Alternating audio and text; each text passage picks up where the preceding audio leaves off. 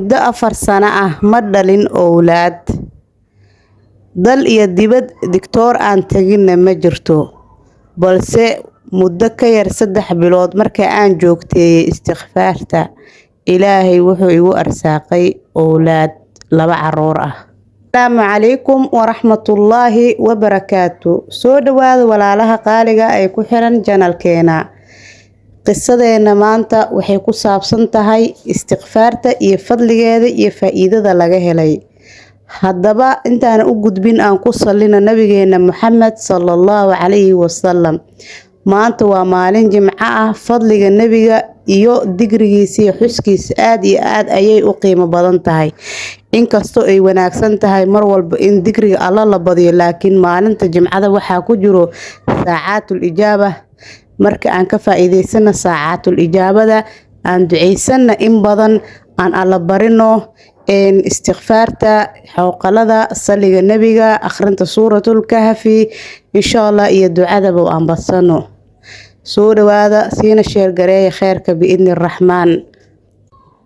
Haddaba qisadeena koowaad ee ku saabsan istighfaarta waxay leedahay gabadhani waxaan ahay ama ali qabaa muddo 7 sano ah. Bilaawi guurkeyga Ilaahay iguma arsaaqin wax owlaad ah muddo 4 sano ah. Muddadaasi 4 sano ah ma jirto isbitaal iyo meel aanan isku dayin. Isbitaal kolba kii la soo xayeysiiyo ayaan tagi jiray. Ayay dhahday oo dhammaan isbitaalada wadanka ku yaalo waan wada tagay oo lacagtii ayaa iga dhamaatay.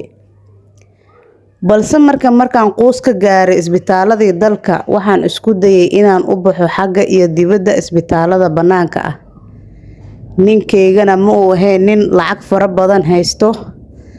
Dadaal kadib wuu ii diray isbitaalka dibadda ahay, waxaana la igu sameeyay amaliyadii talaalka ama uurki ayaa la igu beeray. Hase ahaatee uurkaasi ilmahaasi ma ahayn mid ifka loogu talagalay oo ilmihii way iga soo dhaceen. Niyad jab, murugo, oohin waa dareemi kartaa hooyo aan muddo 2 sano ah waxba dhalin, reer leh, maxay aheeday uurkii ay niyadda ku dhisanaysa ama isleed wuu ku hagaagaya oo lagu talaalay oo dibadda u soo aaday ka soo dhaceen. Waan ooyay, waan niyad jabay, waan baroortay, in badan ayaan aad u ooyay, aad ay qalbigay u xumaaday. Hase ahaatee waan soo noqday oo waxaan imaaday dalkeygii. Aabahay iyo hooyaday ayaa ii imaadeen, niyadda ayay ii dajiyeen in badan, khayr Allah siiye. Niyadda ii dajiyeen, way i waaniyeen, wax kastana inay qadarta oo xagga Ilaahay ka qoran yihiin ayay ii sheegeen. Aabahay khayr badan Allah siiyo oo ka jasasiiyo wuxuu igula dardaarmay inaan badiyo istighfaarta. Anigana waan ka aqbalay oo waan bilaabay istighfaartii. Markaan waday muddo 2 bilood istighfaartii, waxaa Ilaahay igu arsaaqay owlaad bishii 3aad oo aan waday istighfaarta. Ilmihii waxay noqdeen mataano. 4 sano kadib Ilaahay wuxuu igu arsaaqay 2 canug oo mataano ah. Fadliga Ilaahay thumma istighfaarta. Marka aan istighfaarsanayna waxaan u niyeysan jiray inaan owlaad ku helo, ayaan niyadda ku qabsan jiray istighfaartaas. Marka Ilaahay waa awood badan, qofkii u soo noqdana ma waayo wax uu ka baryo. Allah subhanahu wa ta'ala wuxuu leeyahay ud'uuni astajib lakum. آيات كلنا الله وحنقول هي فقلت استغفروا ربكم إنه كان غفارا يرسل السماء عليكم مدرارا ويمددكم بأموال وبنين ويجعل لكم جنات ويجعل لكم أنهارا. إلهي قفك هدو استغفار ويديستو إلهي وقودن بدافع يا مركو هورنتو. أولاد إله نوسينا يا مالكو نو بركينا يا roobka noogu imaanayo, beerihii baa noo baxaayo, maxay ahayd xoolihii aa noo dararayo, culays walbo iyo dhibaato walbo oo haysato Ilaahay naga dulqaadaya.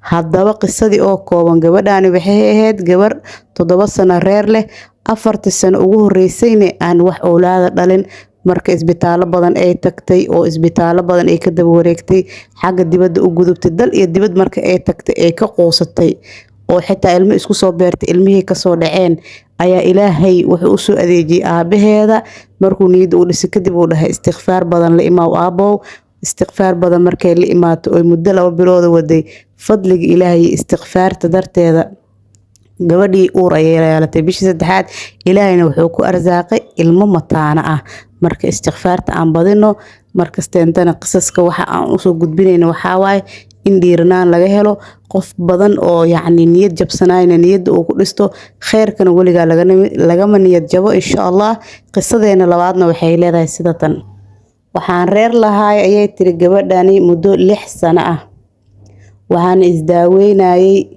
6daas sano isbitaal walba oo wadankeena ku yaalana waan iska daaweeyay lacag fara badanna way iga baxday marka lacag fara badan ay uga baxday tawfiiqda ilaahay ayaa iska leh gabadhani lacag fara badan ayaa uga baxday inay awlaad dhasho 6 sano ayay waxay isbitaal ka daba wareegsanaysay markii dambe markii guriga ay ku kaliyooday waxay damacday inay shaqo raadsato gabadhii gurigii ayaa kali ku noqday sababtoo ah qof 6 sano aan wax awlaada dhalin wax wehel haysanin aad iyo aad ay culeyskeeda u badan tahay gurigii markaan ku kali noqday waxay dhahday waxaan raadiyay shaqo waan raadiyay shaqooyinkan way igu cuslaadeen ilaahayna iima qorin inaan shaqo helo markii dambe waxaan go'aansaday ee dhahday si uu ilaahay faraj iyo khayr iigu furo inaan istikfaarta daa'imo gabadhii istikfaarta ayay daa'intay waxay leedahay ilaahay ayaan ku dhaartay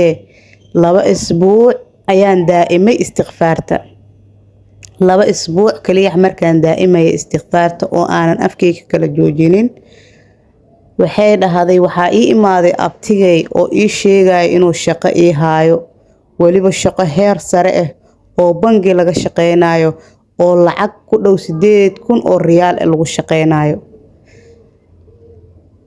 gabadhii waxay tiri aad ayaan u farxay sababtoo ah shaqadii inta arkay aan raadinayay wax kale uma raadinaynin shaqada waxay dhahday si aan mashquul iyo wehel iyo aan u dareemin cidlada ayaan shaqadaas u raadinayay dhahday shaqadii intaanan bilaabin ay dhahday ilaahay fadligiisa iyo raxmadiisa iyo istikfaartii aan joogtay darteeda maalmihii gudaheeda waxay dhahday waanba walacaybo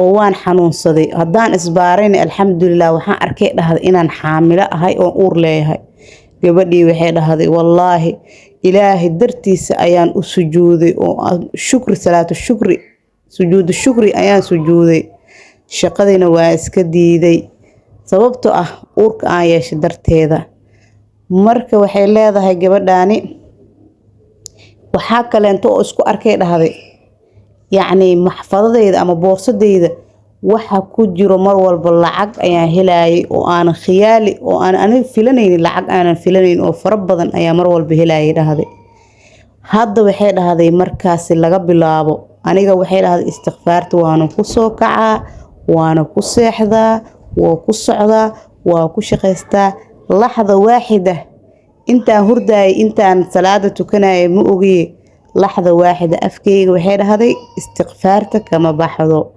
marka istikfaarta ayay qisadana nagu boorinaysaa gabadhani waxay ahayd gabar 6 sano aan wax uur yeelanin isbitaal walba aaday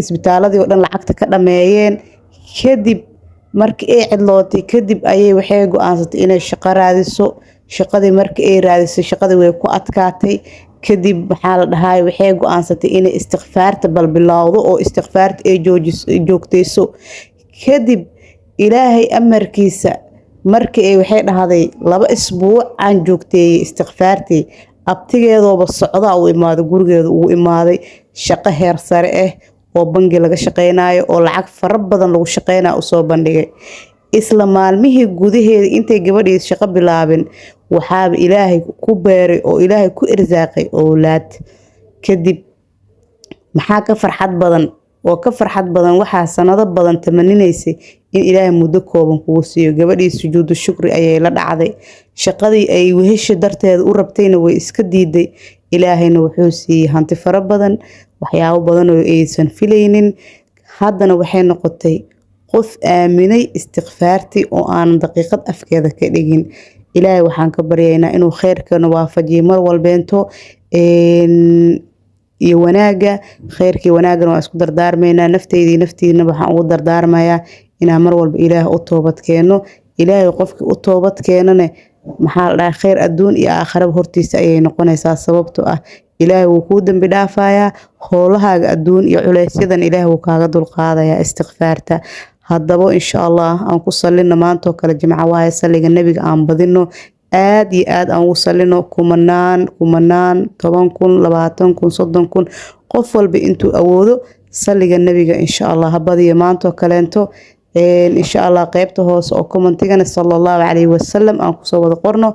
qof kasta oo u sheer gareysa maantana fiidiyogaas oo wax ka faa'iido ajarkiisa oo kaleento, ajarkiisa waa la qaybsanaysaa asoonkiisa laga nusqaaminin ayaa adigana ajar helaysaa, anigana ajar helayaa, qofka u sheer gareysana ajar uu helayaa. dhammaanteena si aan ajarka u wada helno insha allah aan wada sheer gareysano khayrka. insha allah like-tan aan saarno si fiican oo meel fiican noogu gaaro, oo yacni dad badan oo khayrka jeclaa oo fiidiyoo ilaahay